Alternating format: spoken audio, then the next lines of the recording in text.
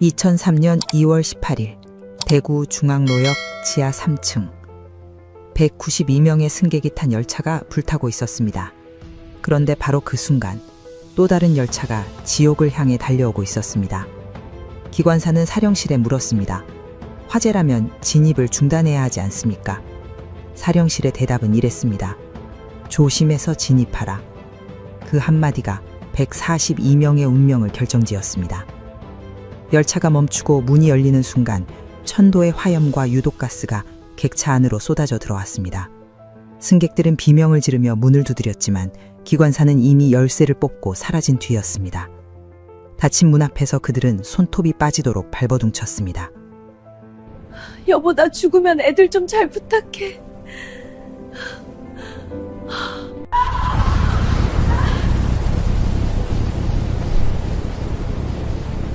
23년이 지난 지금 그 역의 벽면에는 아직도 손자국이 남아 있습니다. 검게 그을린 콘크리트 위에 찍힌 죽음을 앞둔 이들의 마지막 흔적. 사람들은 그곳을 통곡의 벽이라 부릅니다. 이야기를 시작하기 전에 무료 버튼인 구독과 좋아요 한 번씩만 눌러주시면 많은 분들이 범죄, 사기 피해를 예방하는 데 큰 도움이 됩니다. 그럼 어메이징 미스터리 지금 바로 시작합니다.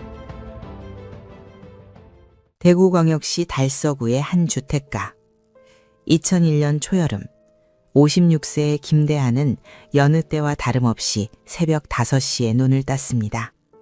30년 넘게 개인 택시 운전대를 잡아온 그에게 이른 기상은 몸에 밴 습관이었습니다.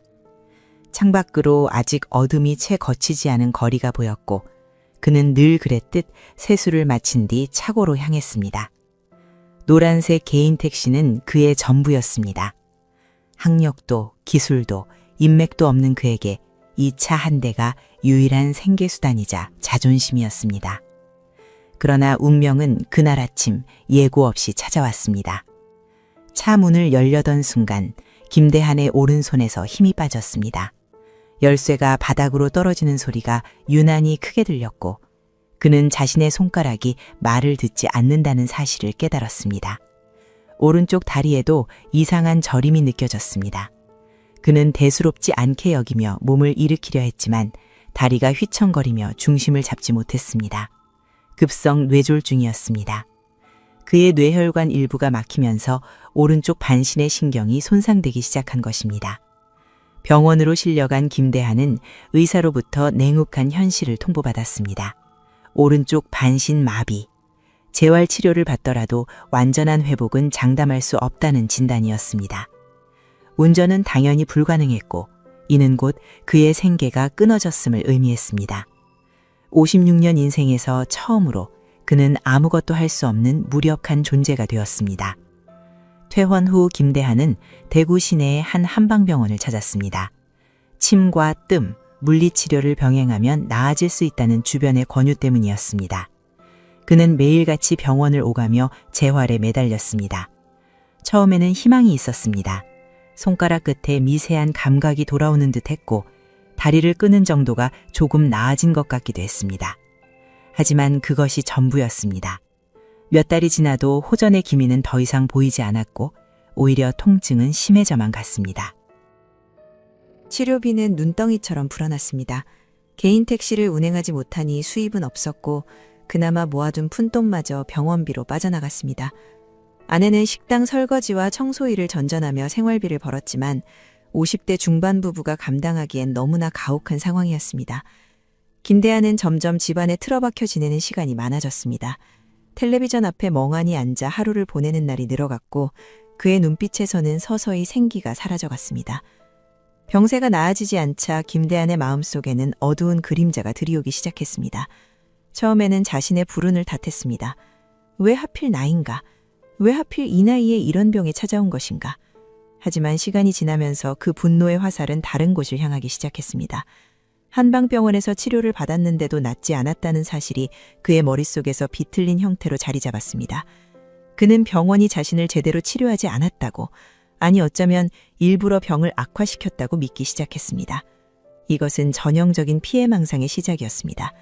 뇌졸중 후유증으로 인한 우울증과 불안장애가 그의 판단력을 흐리게 만들었고 합리적인 사고는 점점 자리를 잃어갔습니다.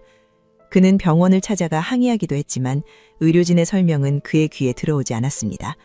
오히려 그들이 자신을 무시하고 비웃는다고 느꼈습니다. 세상 모든 것이 자신을 적대하고 있다는 생각이 그를 삼켰습니다. 2002년으로 접어들면서 김대한의 상태는 더욱 악화되었습니다. 그는 거의 말을 하지 않게 되었고 가족과의 대화도 끊겼습니다. 아내가 말을 걸어도 고개를 돌려버리기 일쑤였고 간혹 중얼거리는 말들은 알아듣기 어려운 독백에 가까웠습니다. 그의 머릿속에서는 어떤 계획이 서서히 형태를 갖추어가고 있었습니다.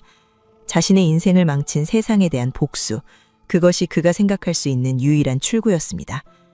김대한은 언제부턴가 지하철을 유심히 관찰하기 시작했습니다.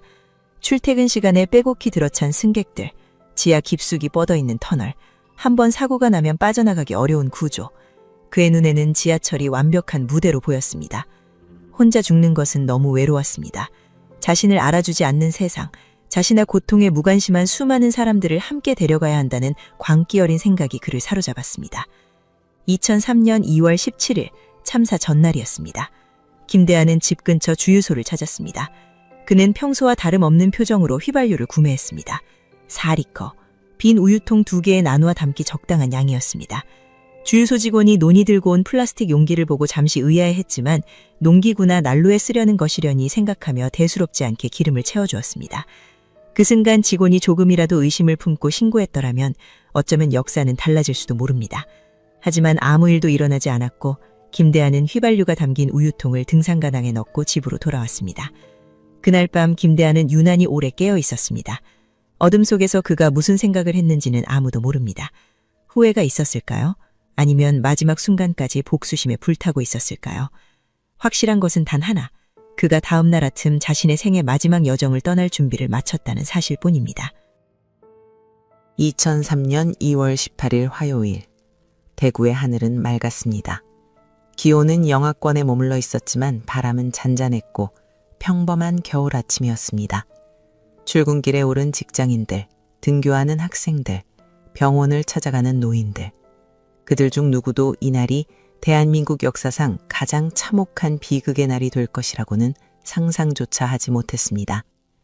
대구 지하철 1호선 열차들은 여느 때처럼 정해진 시간에 맞춰 승강장에 들어섰고 승객들은 익숙한 동작으로 열차에 올랐습니다. 김대한도 그 아침 집을 나섰습니다.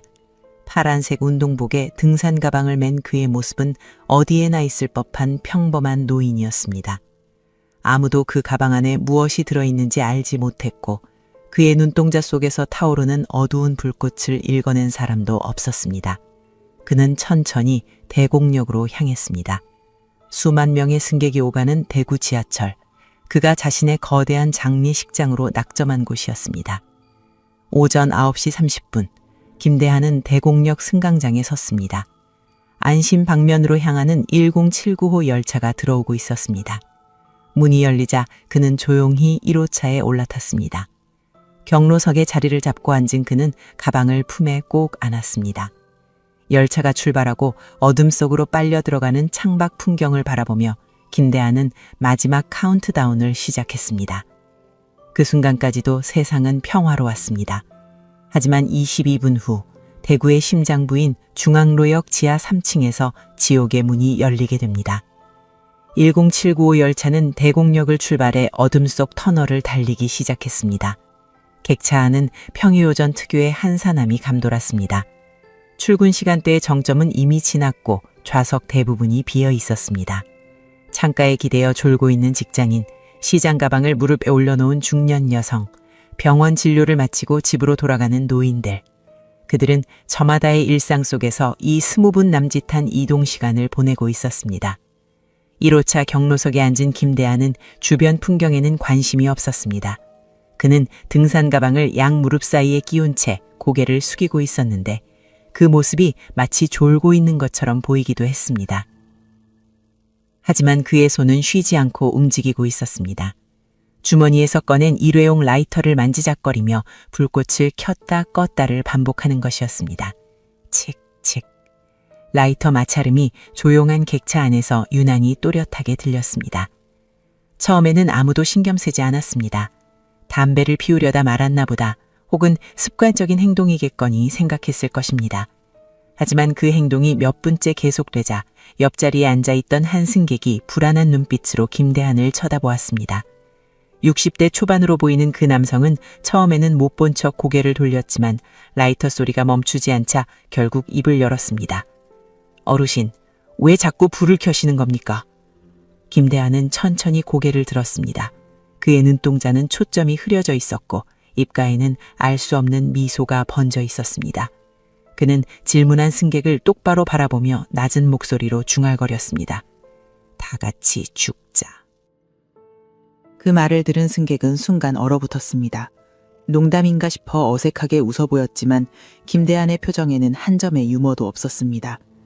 오히려 그 눈빛에서는 섬뜩한 결의가 느껴졌습니다. 승객은 본능적으로 자리에서 일어나 뒷걸음질 쳤습니다. 무슨 말을 해야 할지, 어떻게 반응해야 할지 알 수 없었습니다. 지금 당장 다른 칸으로 옮겨야 하는 것인지 아니면 기관사에게 알려야 하는 것인지. 머릿속이 하얗게 변하는 그 순간 열차는 이미 중앙로역을 향해 속도를 줄이기 시작하고 있었습니다. 오전 9시 52분 1079호 열차가 중앙로역 승강장에 진입했습니다. 지하 3층에 위치한 중앙로역은 대구 지하철 1호선의 심장부로 하루 평균 수만 명의 승객이 오가는 핵심 환승역이었습니다. 열차가 속도를 줄이며 승강장 끝에서 정차 위치로 미끄러져 들어가는 그 순간 김대한은 마침내 행동을 개시했습니다. 그는 등산 가방의 지퍼를 열었습니다. 안에서 우유통 2개가 모습을 드러냈고 코를 찌르는 휘발유 냄새가 객차 안에 퍼져나갔습니다. 주변 승객들이 무슨 냄새인지 고개를 갸웃거리는 사이 김대한은 우유통 뚜껑을 열고 내용물을 자신의 몸과 주변 좌석에 뿌리기 시작했습니다. 투명한 액체가 폴리우레탄 시트 위로 흘러내렸고 휘발유 특유의 자극적인 냄새가 순식간에 객차를 가득 채웠습니다. 저게 뭐야? 누군가 비명에 가까운 소리를 질렀습니다. 승객들이 벌떡 일어나 출입문 쪽으로 몰려갔지만 열차는 아직 완전히 정차하지 않은 상태였습니다. 문은 굳게 닫혀 있었고 사람들은 서로를 밀치며 공포에 질린 표정으로 김대한을 바라보았습니다. 김대한은 그 혼란 속에서도 침착했습니다. 아니 어쩌면 이미 이 세상에 속해 있지 않은 사람처럼 무표정했습니다. 그는 라이터를 꺼내 들었습니다. 칙! 불꽃이 튀었습니다. 하지만 불이 붙지 않았습니다. 그는 다시 한번 라이터를 튕겼습니다. 칙! 이번에도 불꽃만 튀고 말았습니다. 3번째 시도. 그리고 마침내 작은 불씨가 라이터 끝에서 피어올랐습니다. 그 순간 시간이 멈춘 것 같았습니다. 김대한은 불붙은 라이터를 휘발유가 흥건한 좌석 위로 떨어뜨렸습니다. 찰나의 정적 후 펑 하는 폭음과 함께 1호차 전체가 화염에 휩싸였습니다. 불길은 휘발유를 따라 번개처럼 퍼져나갔고 폴리우레탄으로 만들어진 좌석 시트가 순식간에 불타오르기 시작했습니다. 1990년대에 제작된 이 전동차의 내장재는 대부분 가연성 소재였습니다. 좌석 쿠션, 바닥재, 천장 마감재 모두가 불쏘시개나 다름없었습니다. 불길은 좌석에서 시작해 천장까지 치솟는데 불과 몇 초가 걸리지 않았습니다. 검은 연기가 객차 안을 가득 메웠고 숨을 쉴 수 없을 만큼 매캐한 유독가스가 뿜어져 나왔습니다.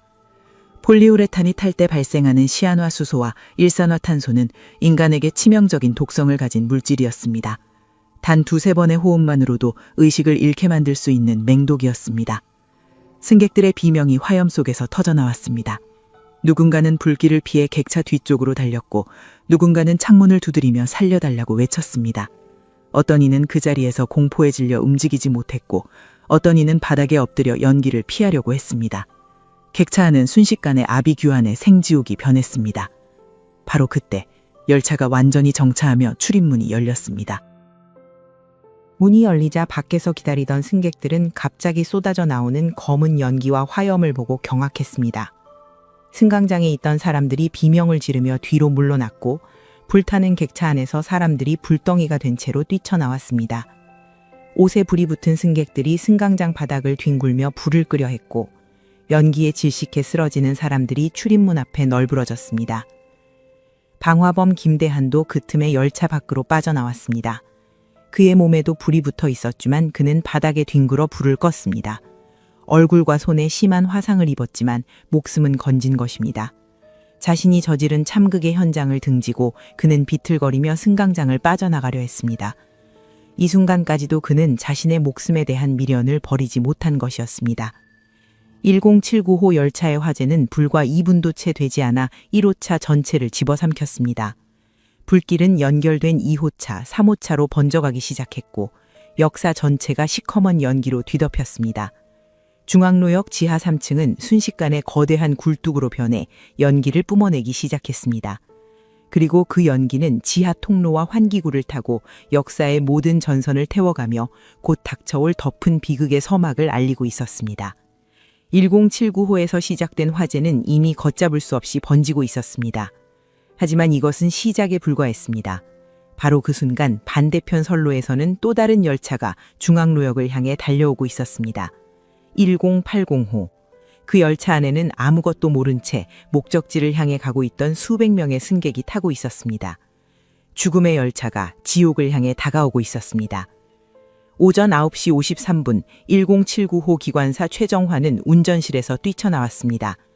승강장에 정차하는 순간 뒤쪽 객차에서 터져나온 폭음을 들은 그는 본능적으로 무언가 심상치 않은 일이 벌어졌음을 직감했습니다. 운전실 문을 열고 승강장으로 나서는 순간 그의 눈앞에 펼쳐진 광경은 상상을 초월하는 것이었습니다. 1호차 전체가 시뻘건 화염에 휩싸여 있었습니다. 검은 연기가 천장을 타고 승강장 전체로 퍼져나가고 있었고 불타는 객차에서 사람들이 비명을 지르며 쏟아져 나오고 있었습니다. 옷에 불이 붙은 승객들이 바닥을 뒹굴며 불을 끄려 했고 연기에 질식해 쓰러지는 노인, 공포에 질려 울부짖는 아이의 손을 끌고 달리는 어머니, 지하 3층 승강장은 순식간에 아수라장이 되어 있었습니다. 최정한 기관사는 망설이지 않았습니다. 그는 승강장을 가로질러 불타는 객차를 향해 달렸습니다. 뜨거운 열기가 얼굴을 후려치는 것 같았지만 그는 멈추지 않았습니다. 아직 객차 안에 남아있는 승객들을 구해야 했습니다. 그는 출입문 앞에서 쓰러진 노인을 일으켜 세워 승강장 바깥쪽으로 밀어냈고 연기 속에서 허우적대는 중년 여성의 손을 잡아 끌어냈습니다. 빨리 나오세요. 계단으로 올라가세요. 그의 회침이 연기와 비명 속에서 울려 퍼졌습니다. 승객들은 혼란 속에서도 그의 목소리를 따라 출구 방향으로 움직이기 시작했습니다. 하지만 상황은 급격히 악화되고 있었습니다. 1079호에서 뿜어져 나오는 유독가스는 승객들보다 빠른 속도로 역사 전체에 퍼져나가고 있었습니다. 검은 연기는 승강장 천장을 따라 흘러가더니 계단과 에스컬레이터 통로를 타고 지상 방향으로 치솟기 시작했습니다. 그리고 그 연기는 지하 통로와 환기구를 타고 역사의 모든 전선을 태워가며 곧 닥쳐올 더 큰 비극의 서막을 알리고 있었습니다. 지하 역사의 구조는 이 순간 거대한 굴뚝으로 작용했습니다. 지하 3층에서 발생한 열기가 상승하면서 자연스러운 공기 흐름이 형성되었고 이 흐름을 따라 유독가스가 빠른 속도로 위로 빨려 올라갔습니다. 문제는 그 경로에 역사의 모든 전선과 케이블이 지나가고 있었다는 것입니다. 수백 도에 달하는 열기를 머금은 연기가 천장의 전선 덕트를 스치는 순간 케이블 피복이 녹아내리기 시작했습니다.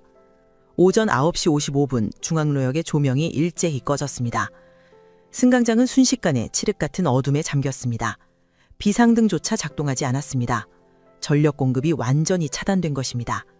어둠 속에서 사람들의 비명이 더욱 처절하게 울려 퍼졌습니다.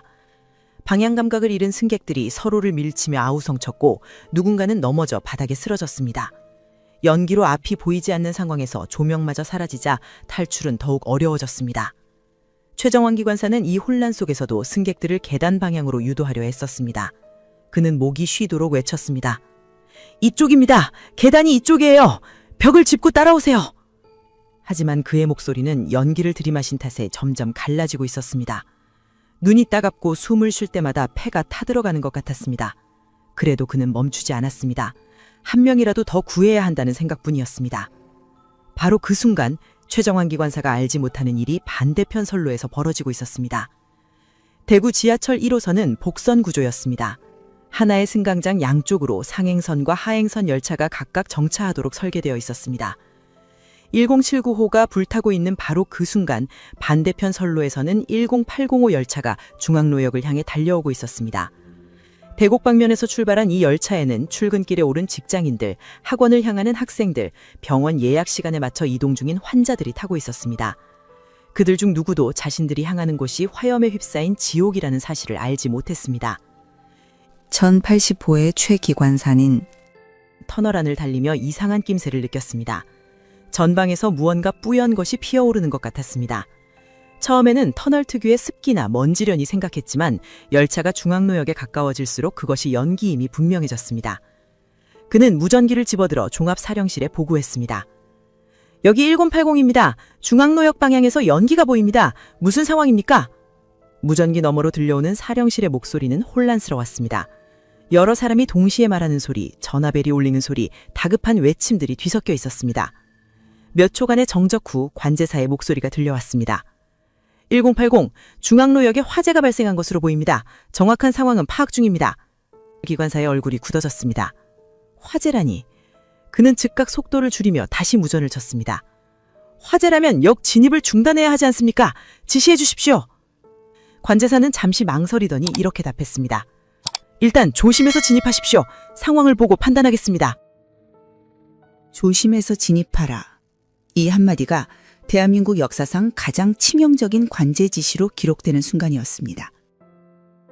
1080 열차는 서서히 속도를 줄이며 중앙로역 승강장으로 진입하기 시작했습니다. 터널을 빠져나오는 순간 기관사의 눈앞에 펼쳐진 광경은 그가 상상할 수 있는 모든 것을 초월하는 것이었습니다. 반대편 선로에 정차해 있는 1079호 열차가 활활 타오르고 있었습니다.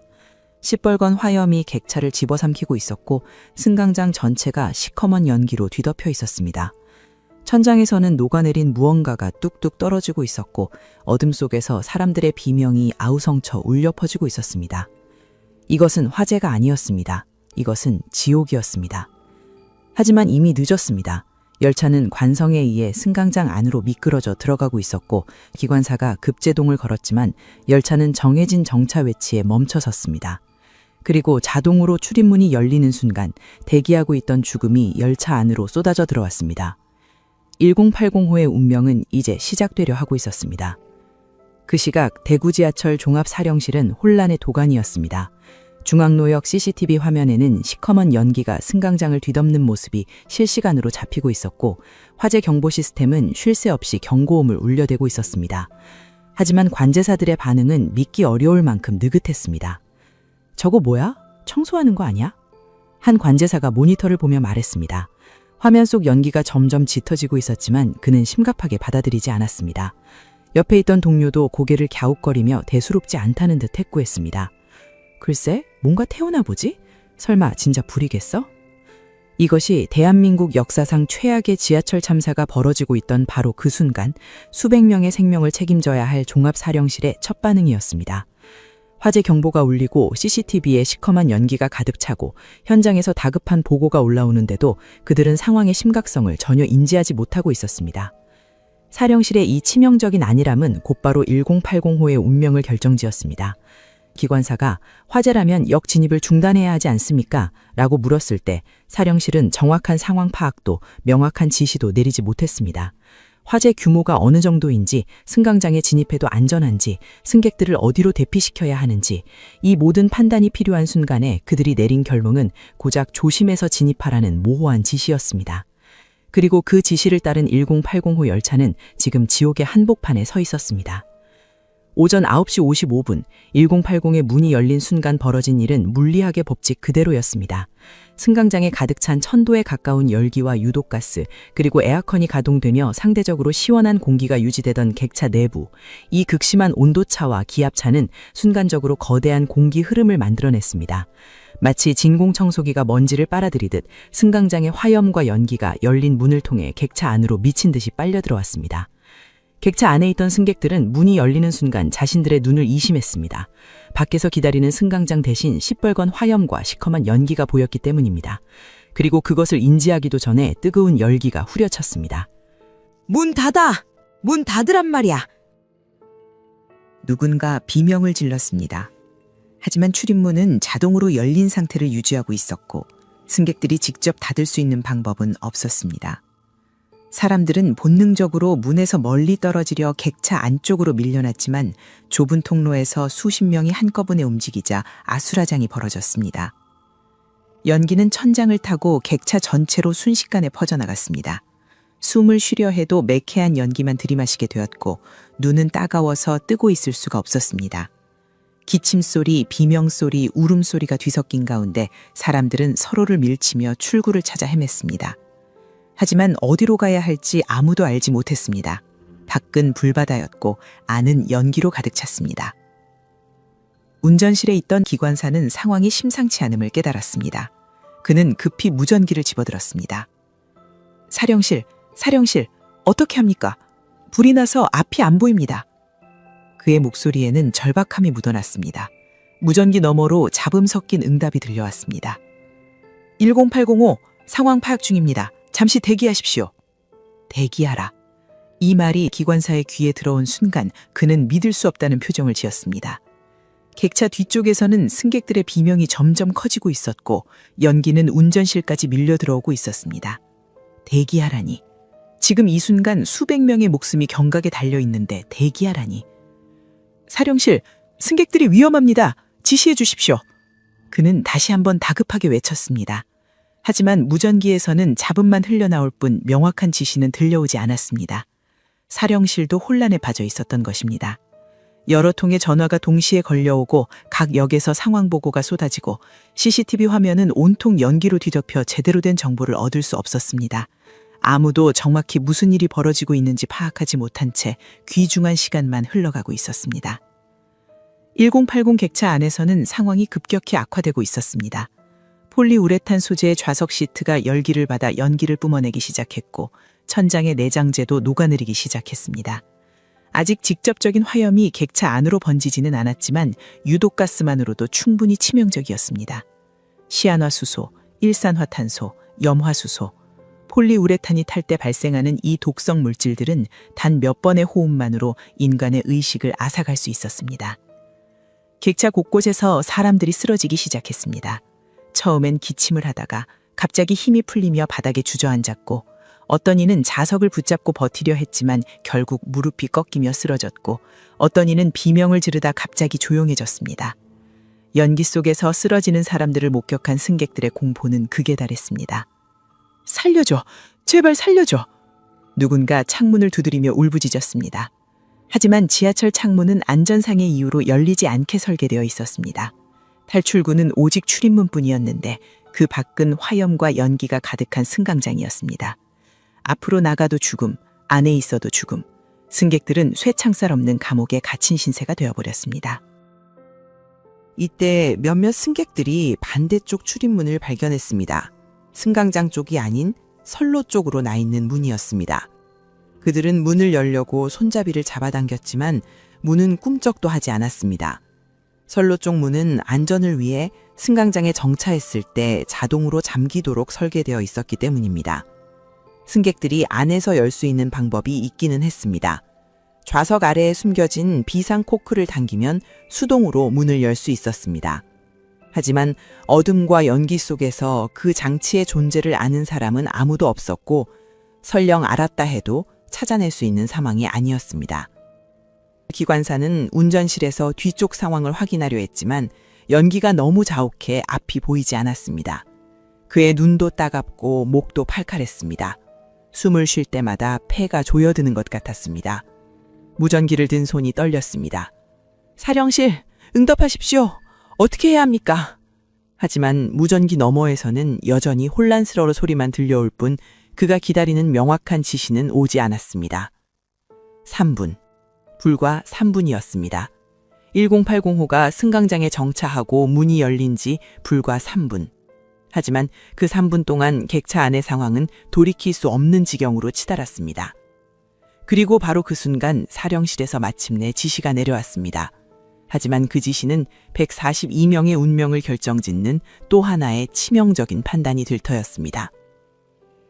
오전 9시 57분, 1080호 열차의 전등이 일제히 꺼졌습니다. 순간 객차 안은 칠흑 같은 어둠에 잠겼습니다.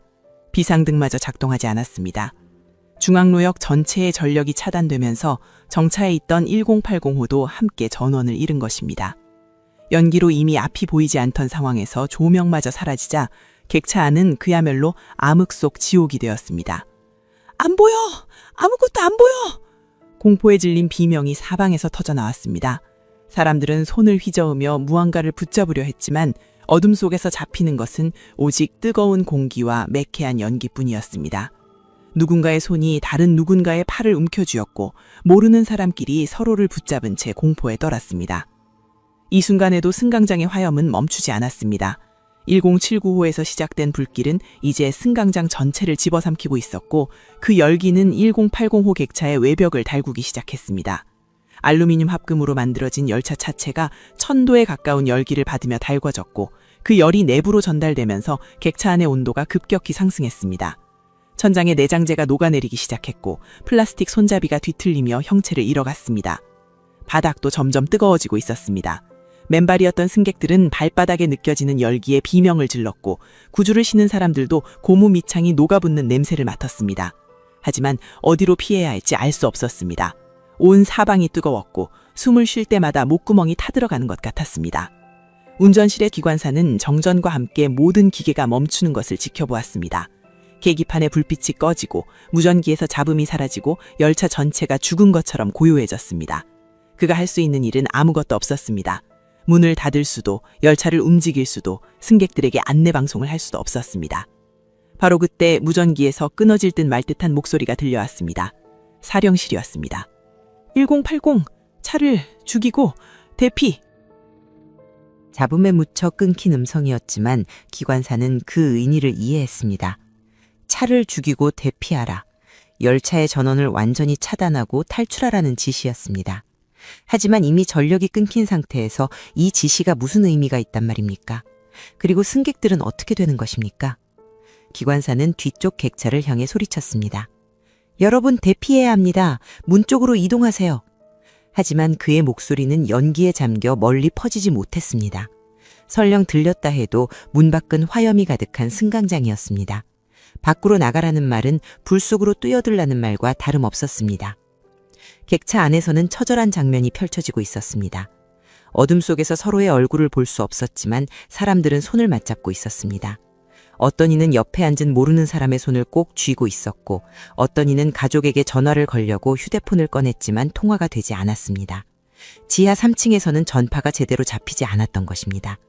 그들은 마지막 순간에 사랑하는 사람의 목소리조차 듣지 못한 채 어둠 속에 갇혀 있었습니다. 여보, 사랑해. 누군가 흐느끼며 중얼거렸습니다. 옆에서 들리지도 않을 작은 목소리였지만 그 말에는 세상의 모든 슬픔이 담겨 있었습니다. 어떤 이는 눈을 감고 기도를 올렸고 어떤 이는 부모님께 죄송하다며 흐느꼈습니다. 죽음이 코앞에 다가왔음을 모두가 느끼고 있었습니다. 연기는 점점 더 짙어졌습니다. 처음에는 기침을 하며 버틸 수 있었지만 시간이 지나면서 사람들의 의식이 하나 둘씩 희미해지기 시작했습니다. 폴리우레탄이 탈 때 발생하는 시안화수소는 산소와 결합하는 헤모글로빈의 기능을 마비시켜 아무리 숨을 쉬어도 세포에 산소가 공급되지 않게 만듭니다. 사람들은 숨을 헐떡이면서도 질식해가고 있었습니다. 어떤 승객들은 바닥에 엎드려 조금이라도 신선한 공기를 찾으려 했습니다.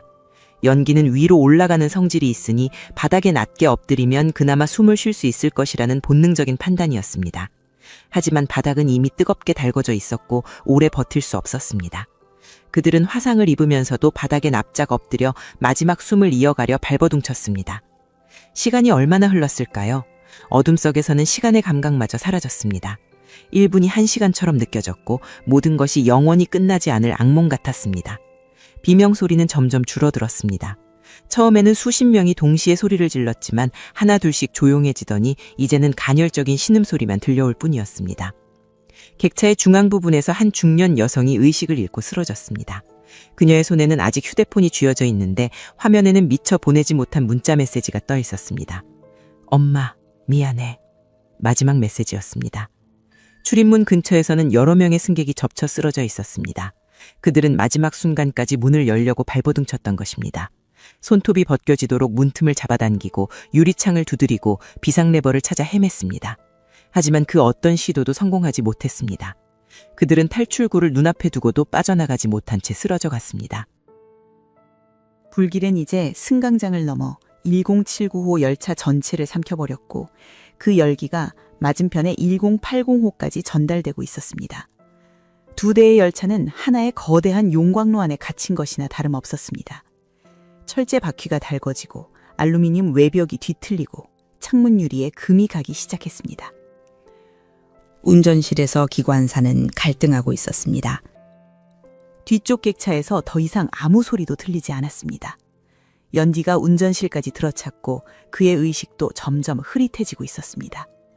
여기서 쓰러지면 끝이었습니다. 그는 결심했습니다. 그가 내린 결정은 무엇이었을까요? 그리고 그 결정이 어떤 결과를 가져왔을까요? 오전 10시 2분, 기관사는 운전석에서 마스터키를 뽑았습니다. 그의 손이 떨렸습니다. 연기를 너무 많이 들이마신 탓에 시야가 흐릿했고 머리가 지끈거렸습니다. 본능이 그에게 소리쳤습니다. 지금 나가지 않으면 죽는다. 그는 열쇠를 주머니에 찔러 넣고 운전실 문을 열었습니다. 뜨거운 열기가 얼굴을 후려쳤습니다.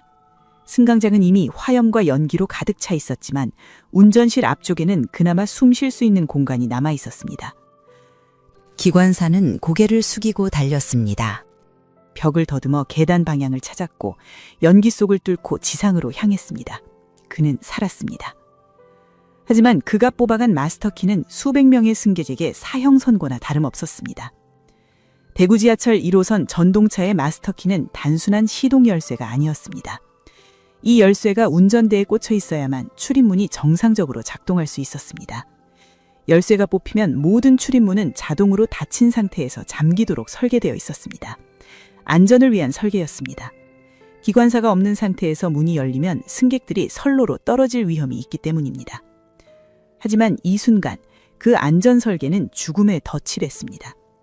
1080호 객차의 출입문이 일제히 닫혔습니다. 승강장 쪽 문도 선로 쪽 문도 모두 잠겼습니다. 아직 의식이 남아있던 승객들은 갑자기 문이 닫히는 소리를 들었습니다. 쿵! 기계음과 함께 문이 맞물리는 소리. 그 소리가 의미하는 바를 깨달은 사람들의 입에서 절규가 터져나왔습니다. 문이 닫혔어! 안 열려! 어둠 속에서 누군가 문을 두드리기 시작했습니다. 처음에는 손바닥으로, 그 다음에는 주먹으로, 마지막에는 온몸을 던지며 쾅, 쾅, 쾅. 철제문에 부딪히는 소리가 객차 안에 울려 퍼졌습니다. 하지만 문은 꿈쩍도 하지 않았습니다. 제발 열어줘요! 누가 문 좀 열어줘요! 처절한 외침이 연기 속에서 울려 퍼졌습니다. 하지만 그 소리를 들을 사람은 아무도 없었습니다. 기관사는 이미 떠났고 승강장에 남아있던 사람들은 자신의 목숨을 구하기에 급급했습니다. 객차 안에 갇힌 승객들은 출구를 찾아 필사적으로 움직였습니다. 어떤 이는 창문을 깨려고 시도했습니다. 바감으로, 구두굽으로, 맨주먹으로 창문 유리를 내리쳤습니다. 하지만 지하철 창문은 강화 유리로 만들어져 있었습니다. 사람의 힘으로는 깨트릴 수 없었습니다. 손에서 피가 났지만 창문엔 금 하나 가지 않았습니다. 어떤 이는 비상 탈출 장치를 찾아 헤맸습니다. 분명히 어딘가에 있을 터였습니다. 비행기에도 비상구가 있듯이 지하철에도 비상시 문을 열 수 있는 장치가 있어야 했습니다. 실제로 그런 장치는 존재했습니다. 좌석 아래에 숨겨진 비상 코크를 당기면 수동으로 문을 열 수 있었습니다. 하지만 이 장치의 존재를 아는 승객은 단 한 명도 없었습니다. 비상 코크는 좌석 밑 어둡고 좁은 공간에 설치되어 있었습니다. 평상시에도 눈에 띄지 않는 위치였는데 칠흑 같은 어둠과 자욱한 연기 속에서 그것을 찾아낸다는 것은 사실상 불가능했습니다. 설령 누군가 그 장치를 알고 있었다 해도 연기로 숨을 쉴 수 없고 바닥이 뜨겁게 달궈진 상황에서 좌석 아래를 더듬어 레버를 찾아 당긴다는 것은 기적에 가까운 일이었습니다. 그리고 기적은 일어나지 않았습니다. 출입문 앞에는 사람들이 겹겹이 쓰러져 있었습니다. 마지막 순간까지 문을 열려고 발버둥친 흔적이었습니다. 손톱이 뿌리째 빠진 채 문틈에 박혀있는 손가락들, 피투성이가 된 채 유리창에 찍힌 손바닥 자국들. 그들은 단 몇 센티미터 두께의 강철문 하나를 사이에 두고 세상과 영원히 이별했습니다. 개착 중앙부에서는 가족으로 보이는 세 사람이 서로를 껴안은 채 쓰러져 있었습니다. 아버지로 보이는 남성이 아내와 아이를 양팔로 감싸 안고 있었는데 그 자세는 마지막 순간까지 가족을 지키려 했던 처절한 몸부림을 말해주고 있었습니다. 하지만 요독가스 앞에서 인간의 의지는 무력했습니다. 그들은 서로의 온기를 느끼며 함께 잠들었습니다. 뒤쪽 객차에서는 한 청년이 휴대폰을 꼭 쥔 채 쓰러져 있었습니다. 화면에는 어머니에게 보내려던 문자 메시지가 떠 있었습니다. 엄마 사랑해요. 저 괜찮아요. 전송 버튼을 누르지 못한 채 그의 의식은 사라졌습니다. 지하 3층에서는 통신 신호가 제대로 잡히지 않았습니다. 그의 마지막 말은 어머니에게 전해지지 못했습니다. 열차 안의 온도는 계속해서 올라가고 있었습니다. 1000도에 달하는 화염이 알루미늄 차체를 녹이기 시작했고 바닥에 금속판이 달궈지면서 위에 쓰러진 시신들이 타기 시작했습니다. 폴리우레탄 좌석은 이미 다 타버려 검은 재만 남았고 플라스틱 손잡이와 내장재는 녹아 바닥으로 흘러내렸습니다. 창문 유리가 열기를 이기지 못하고 갈라지기 시작했습니다. 기관사는 이 모든 일이 벌어지고 있다는 사실을 몰랐습니다. 그는 연기를 피해 지상으로 대피한 후 병원으로 이송되어 치료를 받았습니다. 나중에 경찰 조사에서 그는 이렇게 진술했습니다. 당황해서 키를 챙겼습니다. 습관적으로 열쇠를 뽑았습니다. 습관. 그의 한마디 변명으로 설명될 수 있는 일이 아니었습니다. 142명의 목숨이 그 열쇠 하나에 걸려 있었습니다. 물론 그가 열쇠를 두고 갔다 해도 모든 승객이 살았으리라는 보장은 없습니다. 이미 많은 사람이 유독가스에 의식을 잃은 상태였고 승강장도 화염으로 가득 차 있었습니다. 하지만 적어도 몇 명은 열린 문을 통해 탈출할 기회를 가질 수 있었을 것입니다. 열쇠 하나가 수백 명의 생사를 갈랐습니다. 지하 3층 승강장은 이제 완전한 지옥이었습니다. 2대의 열차가 나란히 불타고 있었고 그 사이에 갇힌 승객들의 흔적은 점점 사라지고 있었습니다. 화염은 인간의 흔적을 지우고 있었습니다. 이름도, 얼굴도, 꿈도, 사랑도, 모든 것이 잿더미로 변해가고 있었습니다. 지상에서는 검은 연기가 하늘로 치솟고 있었습니다. 중앙로역 출입구에서 쏟아져 나오는 연기를 본 시민들이 비명을 지르며 뒤로 물러났고 소방차 사이렌 소리가 대구 시내에 울려 퍼지기 시작했습니다. 하지만 지하 3층에서 벌어지고 있는 참극을 막기에는 이미 너무 늦은 후였습니다. 정오가 가까워지자 지하 3층에서는 더 이상 비명이 들리지 않았습니다. 소방대원들이 중앙로역 지상 출입구에 도착한 것은 오전 10시경이었습니다. 하지만 그들은 곧바로 지하로 내려갈 수 없었습니다. 출입구에서 뿜어져 나오는 열기와 연기가 너무 강렬했기 때문입니다. 방화복을 입고 공기호흡기를 착용한 대원들조차 몇 발자국 내려가다 되돌아와야 했습니다. 지하 1층까지도 어려운 상황에서 지하 3층은 말 그대로 접근 불가능한 지옥이었습니다. 화재 진압에 투입된 소방관들은 지상에서 물을 뿌리며 환기가 될 때까지 기다릴 수밖에 없었습니다. 그 사이 지하에서는 2대의 열차가 계속해서 타들어가고 있었습니다. 1079호는 이미 뼈대만 남았고 1080호도 객차 대부분이 화염에 집어삼켜진 상태였습니다.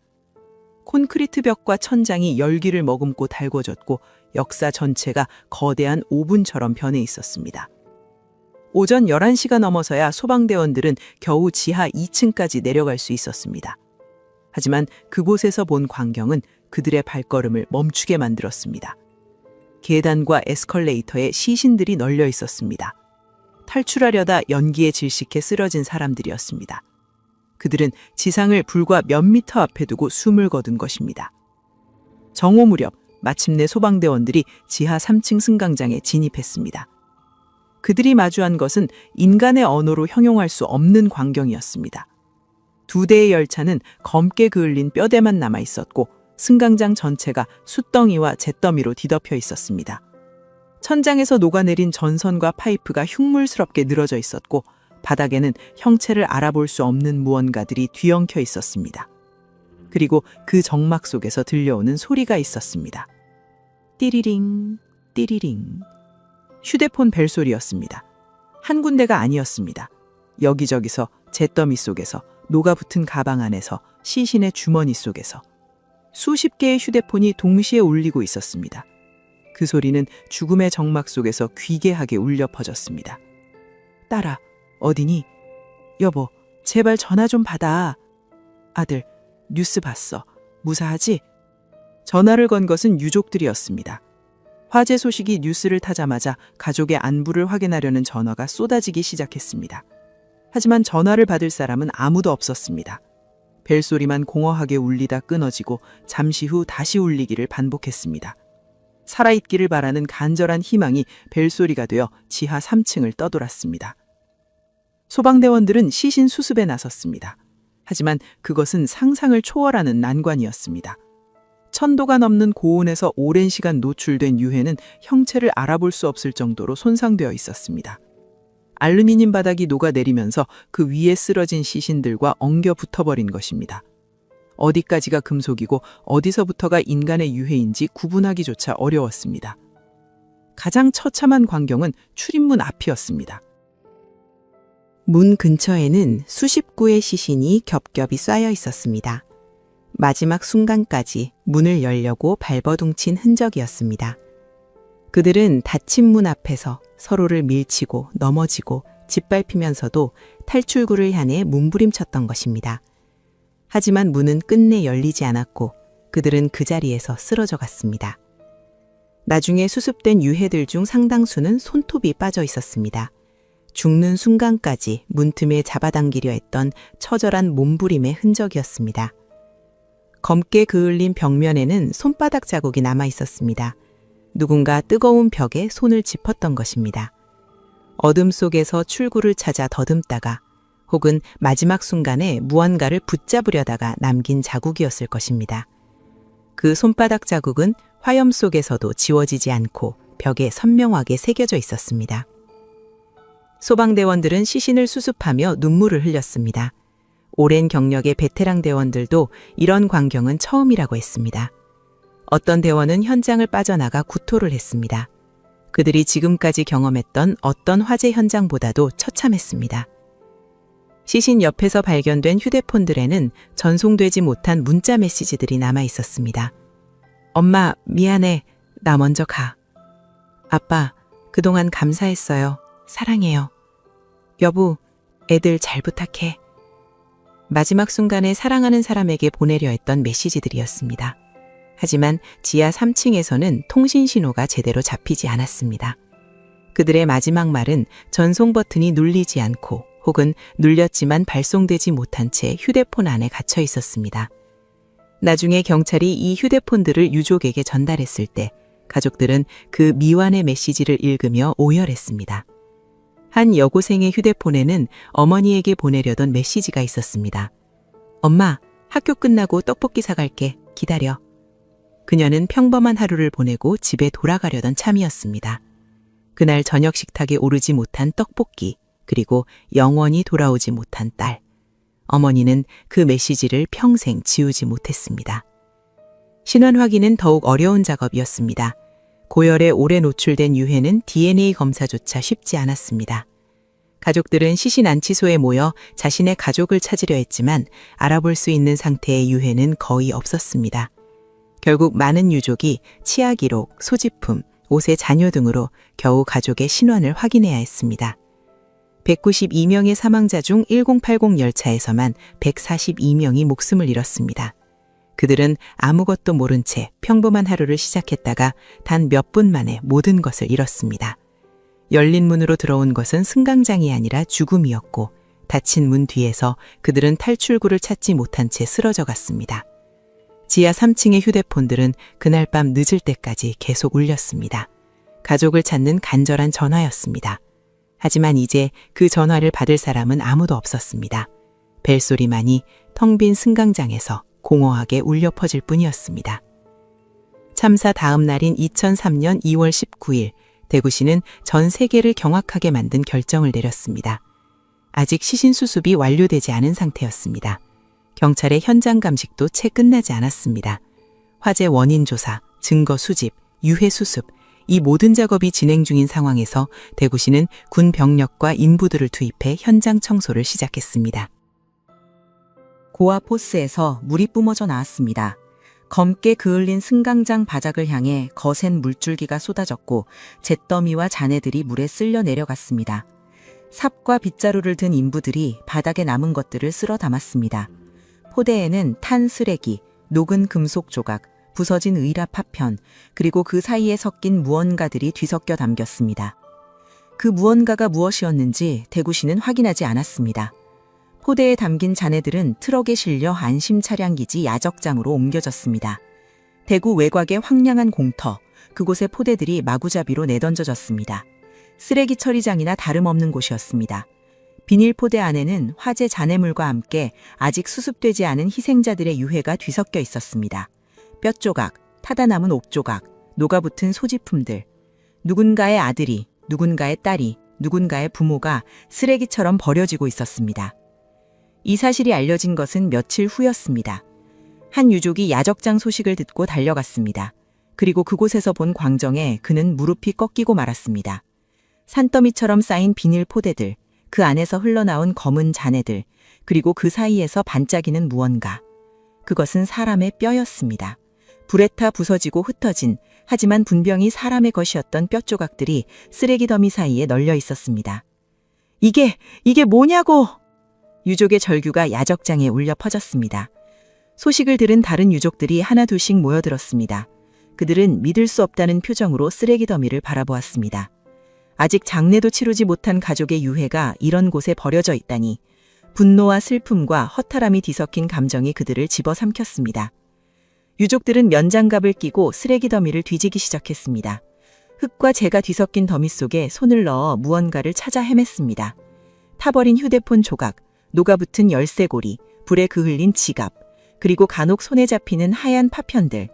그것이 돌멩이인지 뼈 조각인지 확인하기 위해 눈물을 흘리며 들여다보아야 했습니다. 한 어머니가 흙더미 속에서 타버린 운동화 한 짝을 발견했습니다. 아들이 즐겨 신던 것과 같은 브랜드, 같은 색결이었습니다. 그녀는 그 운동화를 가슴에 안고 주저앉아 울었습니다. 이것이 정말 내 아들의 것인지 아니면 다른 누군가의 것인지 알 수 없었습니다. 하지만 그 순간 중요한 것은 그게 아니었습니다.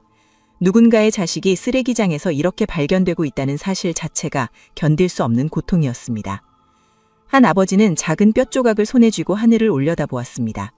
그의 입에서는 아무 말도 나오지 않았습니다. 단지 눈물만이 흙과 재가 묻은 뼈아미로 흘러내렸습니다. 그 뼈 조각이 자신의 딸의 것인지 확인할 방법은 없었습니다. 하지만 그는 그것을 버릴 수 없었습니다. 손수건에 조심스럽게 싸고 품 안에 넣었습니다.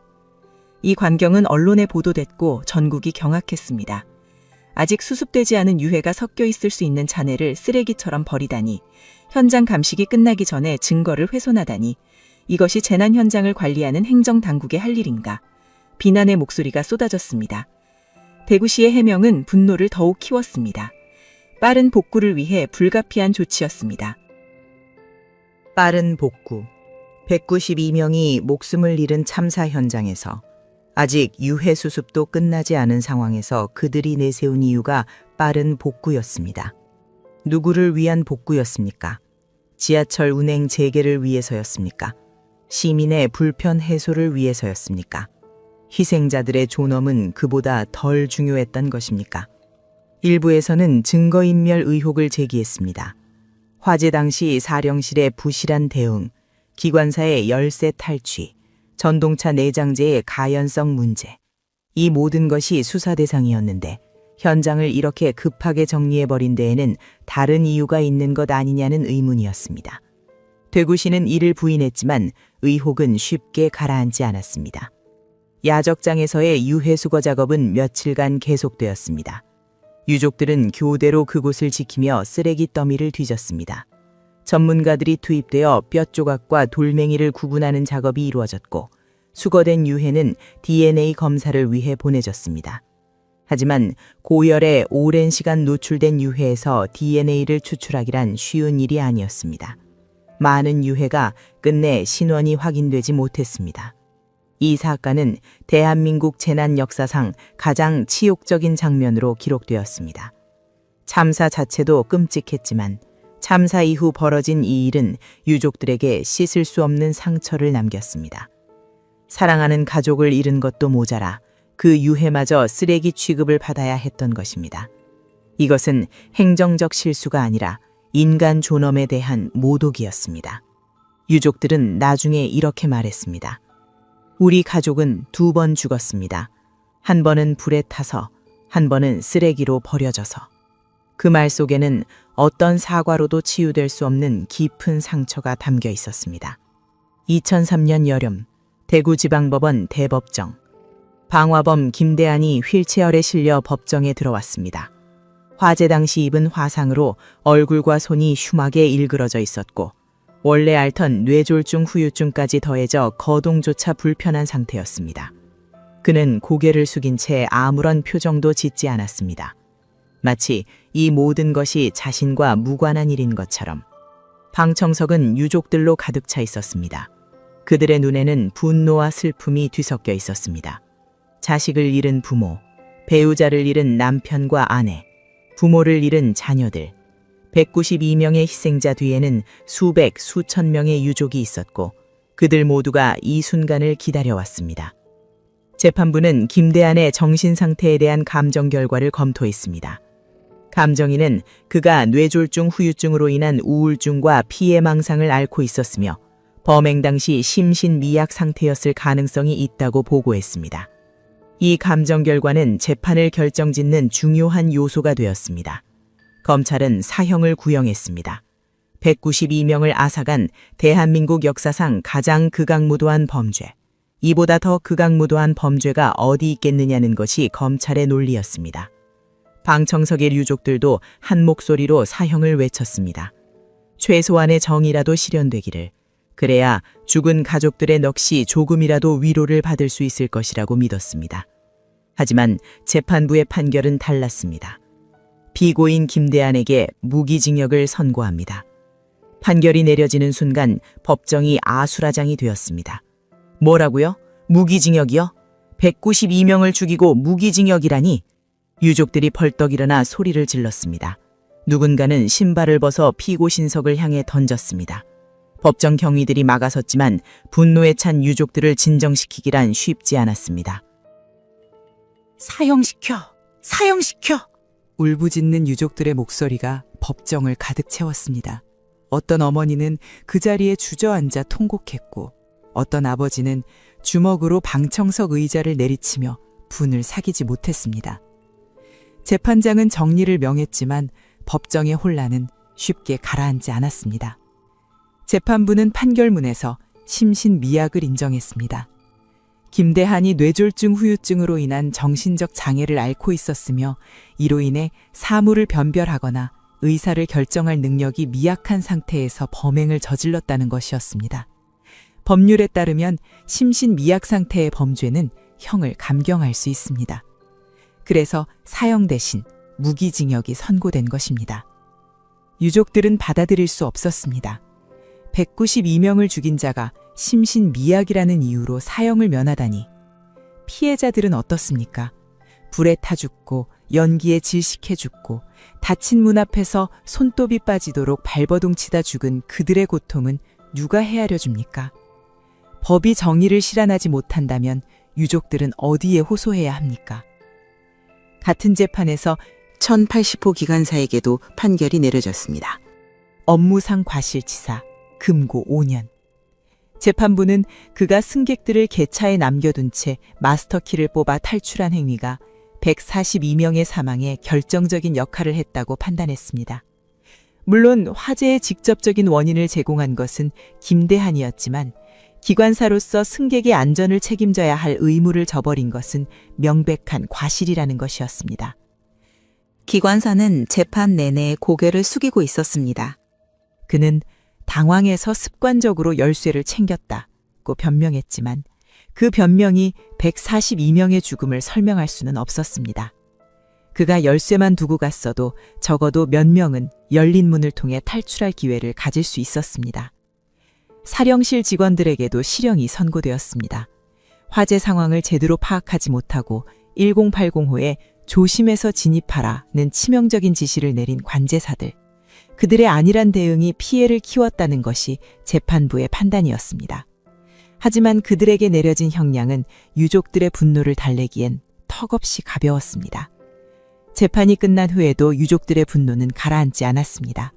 그들은 법원 앞에서 집회를 열고 사형 선고를 요구하는 탄원서를 제출했습니다. 하지만 법은 이미 판결을 내렸고 김대한은 무기징역수로서 교도소에 수감되었습니다. 그리고 1년 후인 2004년 8월 예상치 못한 소식이 전해졌습니다.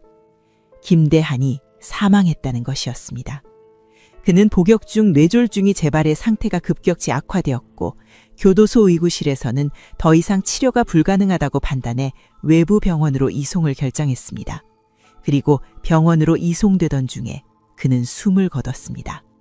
향년 59세, 192명의 목숨을 앗아간 자의 허망한 최후였습니다. 김대한은 죽는 순간까지 피해자들과 유족들에게 단 한마디의 사과도 하지 않았습니다. 재판 과정에서도 수감 생활 중에도 그는 자신의 범행에 대해 진정한 반성의 기색을 보이지 않았습니다. 오히려 자신이 병원에서 제대로 된 치료를 받지 못해서 이 지경이 되었다며 피해의식에 사로잡혀 있었습니다. 그의 죽음 소식을 들은 유족들의 반응은 복잡했습니다. 법의 심판도 제대로 받지 않고 죽다니. 최소한 사형대에 서서 죽어야 했는데. 그래도 이제 끝난 건가? 어떤 유족은 분노했고, 어떤 유족은 허탈해했고, 어떤 유족은 아무런 감정도 느끼지 못했다고 했습니다. 김배한의 죽음이 그들에게 위로가 되지는 않았습니다. 죽은 가족이 돌아오는 것도 아니고 그날의 고통이 지워지는 것도 아니었습니다. 그저 복수의 대상이 사라졌을 뿐 상처는 그대로 남았습니다. 김대한은 화장되어 무연고 묘지에 안장되었습니다. 그의 죽음을 애도하는 사람은 아무도 없었습니다. 그는 192명을 지옥으로 끌고 간 대가로 자신도 쓸쓸한 죽음을 맞이했습니다. 하지만 그것이 정의였을까요? 유족들은 여전히 답을 찾지 못했습니다. 2026년 2월 18일 대구 중앙로역. 참사로부터 23년이 지난 이날 역사 지하 3층에는 여전히 그날의 흔적이 남아 있습니다. 대부분의 시설은 새로 단장되었지만 한쪽 벽면만은 의도적으로 보존되어 있습니다. 사람들은 그곳을 통곡의 벽이라 부릅니다. 검게 그을린 콘크리트 벽. 23년의 세월이 흘렀지만 화염의 흔적은 여전히 선명합니다. 그리고 그 벽면에는 무언가가 새겨져 있습니다. 자세히 들여다보면 그것이 손바닥 자국임을 알 수 있습니다.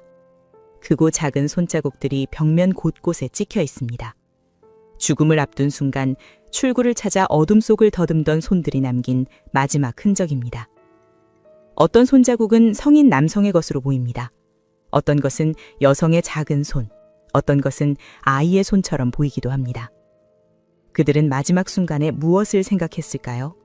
살고 싶다는 본능이었을까요? 사랑하는 사람의 얼굴이었을까요? 우리는 알 수 없습니다. 다만 그 손자국들이 23년이 지난 지금까지도 벽에 남아 우리에게 무언가를 말하고 있을 뿐입니다. 참사 이후 대한민국의 지하철은 바뀌었습니다. 가장 먼저 바뀐 것은 좌석이었습니다. 192명의 목숨을 앗아간 폴리유레탄 시트는 전국 모든 지하철에서 사라졌습니다. 그 자리를 불연제 소재의 좌석이 대신했습니다. 불이 붙어도 타지 않고 유독가스를 내뿜지 않는 소재입니다. 당연히 처음부터 그랬어야 할 것이 192명의 희생 이후에야 바뀐 것입니다. 비상탈출 장치도 눈에 띄게 배치되었습니다. 좌석 아래 숨겨져 있던 비상코크는 이제 승객들이 쉽게 찾을 수 있는 위치로 옮겨졌습니다. 빨간색으로 칠해지고 사용법을 설명하는 안내문이 붙었습니다. 10805 승객이 어둠 속에서 찾지 못해 목숨을 잃었던 그 장치가 이제는 누구나 볼 수 있는 곳에 있습니다. 기관사 교육도 강화되었습니다. 비상 상황에서 마스터키를 뽑지 말 것, 승객 대피를 최우선으로 할 것, 사령실의 지시가 없더라도 현장 판단에 따라 행동할 것, 이 모든 것이 매뉴얼에 추가되었습니다. 기관사가 열쇠를 뽑아 142명을 가둬버린 그 실수가 다시는 반복되지 않도록. 하지만 이 모든 변화가 희생자들을 되돌릴 수는 없습니다. 803자락 대구 시립 납골당에는 29기의 유해가 안치되어 있습니다. 신원이 확인되지 않은 무연고 희생자들입니다. DNA 검사로도 신원을 밝힐 수 없었던 가족의 품으로 돌아가지 못한 영혼들입니다. 그들에게는 이름 대신 번호가 붙어 있습니다.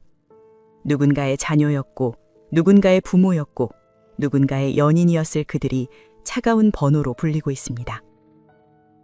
매년 2월 18일이면 주욕들이 중앙로역을 찾습니다. 통곡의 벽 앞에 국화꽃을 놓고 향을 피우고 고개를 숙입니다. 23년이 지났지만 그들의 눈물은 마르지 않았습니다. 시간이 상처를 치유해준다는 말은 거짓말입니다. 어떤 상처는 시간이 지나도 아물지 않습니다. 단지 함께 살아가는 법을 배울 뿐입니다. 오늘도 대구 지하철 1호선은 운행 중입니다. 중앙로역에 열차가 들어오고 문이 열리고 승객들이 타고 내립니다. 그들 대부분은 23년 전 이곳에서 무슨 일이 있었는지 모릅니다. 혹은 알더라도 잠시 스쳐가는 생각일 뿐 곧 잊어버립니다. 일상은 그렇게 흘러갑니다.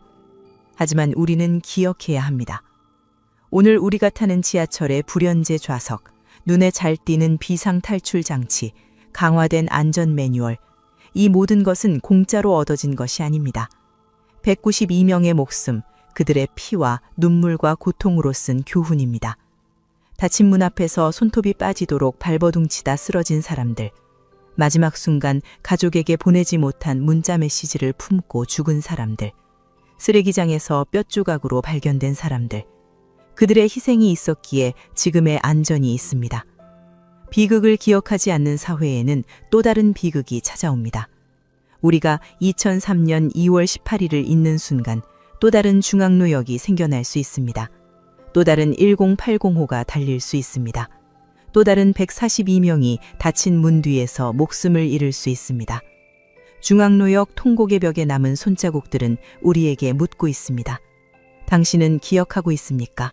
당신은 잊지 않았습니까? 2003년 2월 18일 대구 지하철 참사. 사망자 192명, 부상자 148명. 대한민국 역사상 최악의 지하철 사고로 기록된 이 참사는 한 사람의 광기에서 시작되었지만 수많은 사람들의 부실한 대응이 피해를 키웠습니다.